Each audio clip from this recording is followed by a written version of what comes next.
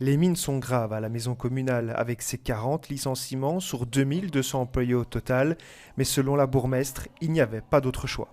La colère, elle est présente, elle est légitime. Honnêtement, ne pas le faire dans la situation actuelle serait meurtrier pour la commune dans le futur. Des décisions qui, selon la commune, n'auront que peu d'impact sur les citoyens. On a choisi ces 40 personnes en manière telle que ça n'impacte pas ou le moins possible les services aux citoyens. Nous allons en fait fermer la ludothèque.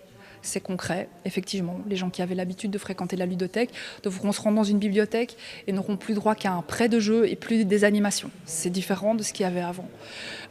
Au niveau du service emploi, nous n'aurons plus qu'un agent au guichet de l'action sociale. C'est une fusion de services. Des missions essentielles comme l'éducation et la propreté ont été préservées, mais la commune dénonce un sous-financement structurel.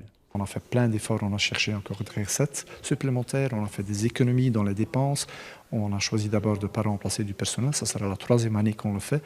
Mais je constate qu'un tiers de notre budget va à la police, au CPS, des charges qu'en fait le fédéral nous impose, mais dont la facture, elle ne paye pas. De son côté, l'opposition affirme qu'il était possible de sabrer dans les dépenses des cabinets. Pure démagogie, répond la majorité en place, qui fonctionne déjà avec un échevin de moins. On a pour ces 9 échevins, et moi, donc je suis dedans, on a 10 collaborateurs. La commune qui a le moins après nous, c'est 20.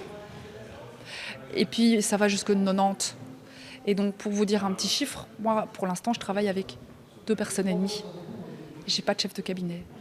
C'est impossible de continuer comme ça. Donc non, en fait, c'est du populisme pur et dur. Je pense essayer de faire de la récupération politique dans le cadre de licenciement collectif ou d'un licenciement économique, c'est tout simplement honteux. Nous sommes déjà à l'os. Molenbeek appelle désormais à l'aide les autres niveaux de pouvoir afin de faire face à l'explosion de ces dépenses sociales.